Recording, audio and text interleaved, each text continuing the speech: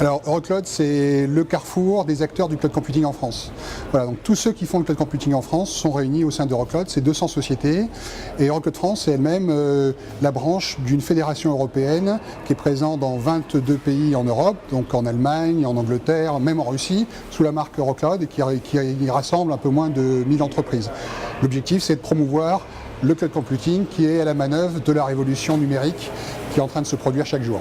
Alors la Cloud Week Paris, c'est en fait devenu, après la deuxième édition, l'un des tout premiers, si ce n'est le premier événement B2B dans l'IT en France.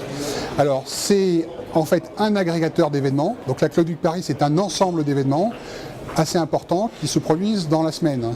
Il y a 32 événements qui se produisent dans la semaine avec un objectif de réunir à peu près 5000 personnes. Ça se produit comme la Fashion Week Paris un peu, c'est-à-dire ça se produit dans des endroits très différents. Donc on trouve des événements dans des hauts lieux publics comme la Maison de la Chimie pour la conférence d'ouverture. On trouve des événements dans des hôtels comme aujourd'hui à l'hôtel du Collectionneur. On trouve des événements dans des sites publics, dans des centres d'affaires, dans des écoles d'ingénieurs. L'ISEP hier a accueilli 3 événements dans la journée, notamment sur le blockchain en particulier, qui a été apprécié par les participants et de nombreux participants. Donc ces événements se produisent, je dirais, partout dans des endroits très différents tout au long de la semaine. Voilà. Alors ce sont soit des acteurs privés qui le font, bon, par exemple IBM ou par exemple Orange, HP, etc., donc des grandes entreprises. Ça peut être des réseaux numériques. Donc il y a une dizaine de réseaux numériques, dont Eurocloud France, qui produisent des événements dans la semaine, mais ça peut être aussi des acteurs publics. La Chambre de commerce, par exemple, et d'industrie de Paris, produit un événement. Et pour conclure, la Banque publique d'investissement, BPI, fait aussi un investissement sur le financement de l'innovation. Le candidat numérique part d'abord d'un constat qui consiste à regarder les hommes politiques français depuis 30 ans et quelle est la priorité qu'ils accordent au numérique.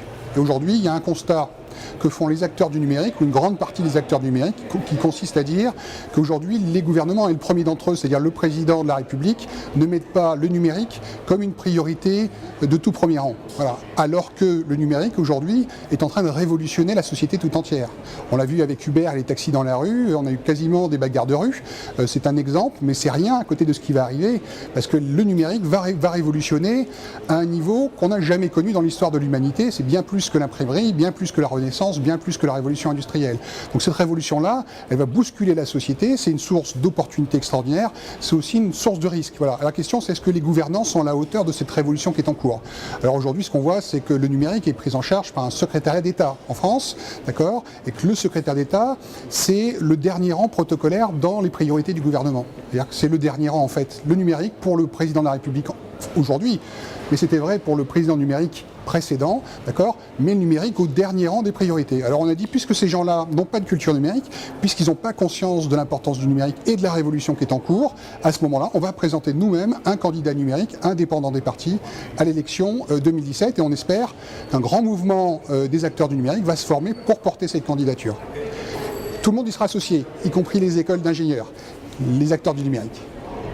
La mécanique, je dirais, du sujet consiste d'abord à lancer, c'est ce qu'on a fait à l'ouverture de la Cloud Week Paris, c'est ce que j'ai fait, en disant on va lancer un appel pour former un collectif président numérique indépendant des partis. Ce collectif sera ouvert à tous les représentants des acteurs du numérique en France. Ça peut être des réseaux professionnels comme Eurocloud France. Il y a déjà une dizaine d'associations professionnelles numériques qui se sont dit intéressées pour y participer.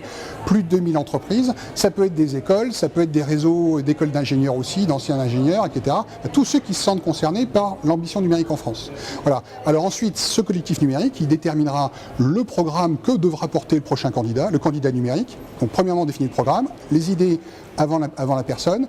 Deuxièmement, on choisira le profil de candidat. Donc on choisira un candidat numérique, peut-être au travers d'une primaire, c'est possible, pourquoi pas. Elle existe déjà sur des sites internet comme laprimaire.org, mais ça peut être une personnalité qualifiée aussi du numérique. Il y a déjà des gens qui sont portés candidats.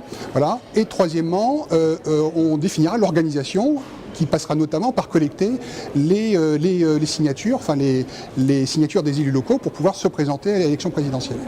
À la conférence d'ouverture, donc il y a 2 personnes qui, sur le site laprimaire.org, se sont déjà déclarées candidats, il y en a plus, mais qui sont très connectés numériques, c'est Jean-Michel Billot et Alain Garnier, qui est le patron d'une start-up qui s'appelle Jameswatt, qui fait du cloud en réseau social.